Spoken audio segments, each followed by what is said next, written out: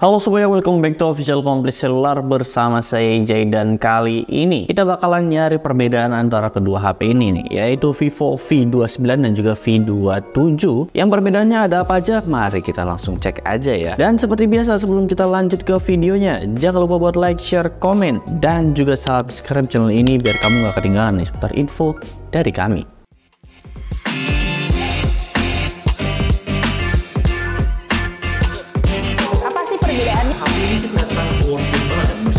Official Complete Cellular.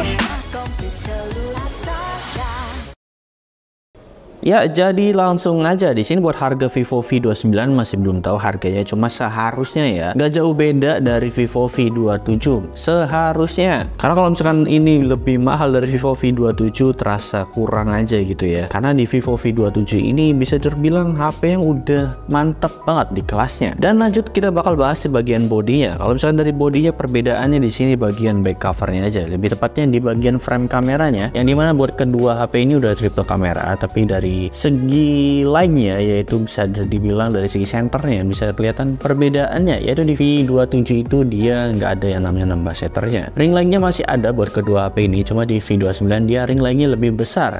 Dari segi desain dan juga body sih nggak terlalu berbeda jauh ya, tapi dari segi beratnya di sini masih lebih berat di Vivo V29 yang dapat di 186 gram, dan dari dimensinya sendiri ini perbedaannya nggak terlalu signifikan, tapi di 164,2 kali 74,4 kali 7,5 mm. Tapi buat V27 ini dia kelihatan lebih ramping ya dibandingkan di V29, karena dia dimensinya sendiri dapat di 164,1 kali 74,8 kali 7,4 mm. Karena dia 180 gram terbilang cukup enteng. Ya di sini tergantung sih kalian sukanya yang mana. Dari back covernya sendiri di sini dari V29 ada bentuk glassnya ya. Ada bahannya dari glass juga, dan di sini dari V27 ke V29 upgrade-nya yaitu di V29 udah ada rating IP68 ya, yang udah sama kayak Samsung A54, yang kalau kita cemplungin ya 30 menit udah aman lah di bawah 1 meter tentunya ya, nggak usah lebih-lebih dari 1 meter, susah keambil ya. Sisanya kalau misalnya dilihat dari samping-sampingnya di sini sih nggak terlalu perbedaan ya, masih sama, yaitu dari speakernya masih di mono, di sini nggak ada perbedaan yang signifikan dari bodinya, cuma dari lembarnya aja di sini kelihatan lebih lebar di V29 tentunya ya. Dan lanjut kita bagian belakangnya, maksud saya di bagian layar ya, di sini dari layarnya di sini perbedaannya nggak terlalu signifikan juga karena sama-sama di 6,78 inch AMOLED dan juga 120 Hz. Tapi dari resolusinya di sini kelihatan perbedaannya ya, perbedaannya juga nggak terlalu signifikan. Karena buat Vivo V29 dapat di 1260 kali 2800 pixel ya, Full HD Plus juga, sama V27 juga udah Full HD Plus, tapi masih di 1080 kali 2400 pixel aja. Jadi dari segi kepadatannya masih lebih padat di V29 tentunya. Sini bisa kelihatan juga perbedaannya. Dan kalau dari segi bezelnya juga di sini nggak terlalu signifikan perbedaannya, yang dimana masih sama-sama aja, tipisnya juga udah oke juga, nggak terlalu signifikan ya. Kalau dilihat juga di sini nggak ada perbedaannya, paling di bagian kepalanya. Bagian kepalanya kelihatan lebih tebel di V29 dibandingkan di V27 ya. Dan kalau kita lihat lagi yaitu di bagian dalamnya, dari UI-nya sih di sini nggak ada terlalu perbedaan ya. Tapi tentang teleponnya di sini juga nggak ada terlalu perbedaan, Vantage OS 13 semua. Dan chipsetnya juga perbedaannya juga kelihatan ya. Dari chipset Snapdragon 778G yang dimana bisa terbilang lumayan cukup downgrade, tapi ya masih oke-oke aja buat main game, tentunya masih playable. Versi Snapdragon-nya kalah kalau misalkan lihat kolom komentar ya. Dan di sini chipsetnya dimensi 7200 yang udah terbaru, yang katanya sih nggak optimal. Cuma yang jelas buat main game tentunya sama-sama oke juga. Main Genshin ya udah mantep lah di high-host 30 fps atau di 60 fps, dapatlah 40 fps nya ya kalau misalkan settingan tertingginya. Variannya di sini juga sama 8256, nggak ada terlalu signifikan dari perbedaannya. Tapi di sini langsung aja di bagian kameranya.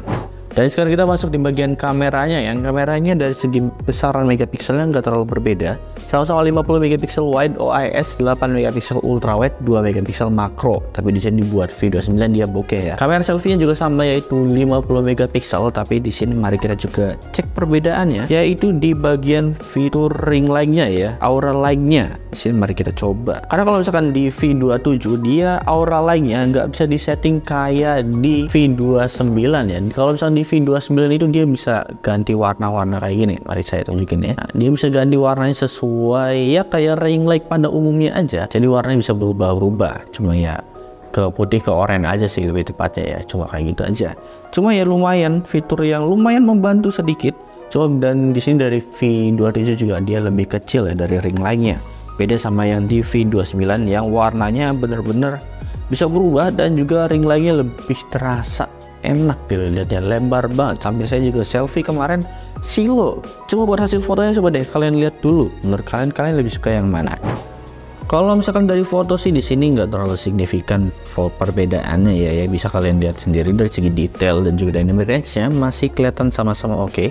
Tapi kalau misalkan dilihat dari kontrasnya di sini dari warna birunya ya, warna birunya masih lebih terasa di V27. Birunya terasa banget dibandingkan V29 yang warna kontrasnya masih diturunin ya kalau menurut saya pribadi. Yang jelas gimana menurut kalian? Kalian lebih suka yang mana? Bisa langsung komen di bawah aja.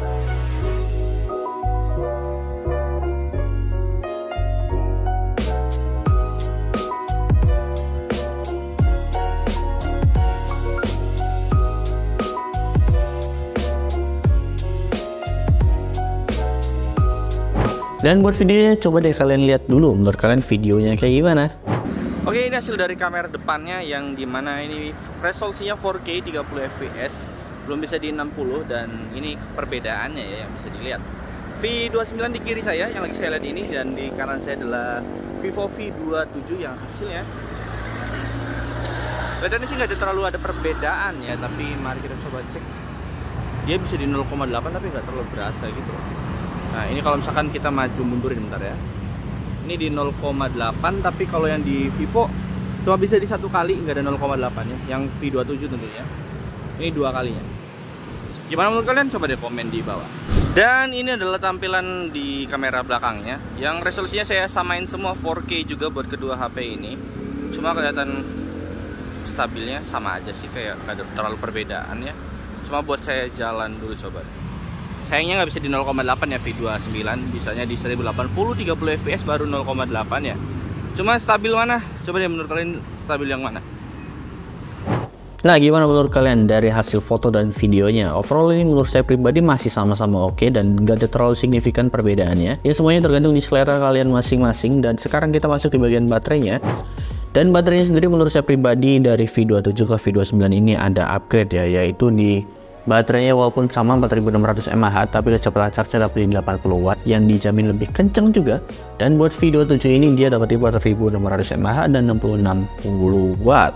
Yang menurut saya pribadi bagian pentingnya yaitu upgrade dari V27 ke V29 yaitu di bagian IP rating dan kecepatan charge-nya yang lebih tinggi. Ya dari chipset sih menurut saya pribadi masih tentunya saya masih lebih suka di MediaTek Dimensity 7200. Ya dari segi performa sih gak terlalu berbeda jauh ya menurut saya pribadi ya. Yang jelas buat main game ya masih playable lah, main game Genshin tentunya. Jadi gimana menurut kalian perbedaan buat ke V27 ke V29? Kalau kalian udah beli V27 akhir-akhir bakal upgrade ke V29 atau nungguin V31-nya kali ya? Nanti tunggu aja di 6 bulan ke depan dari upgrade Vivo ini.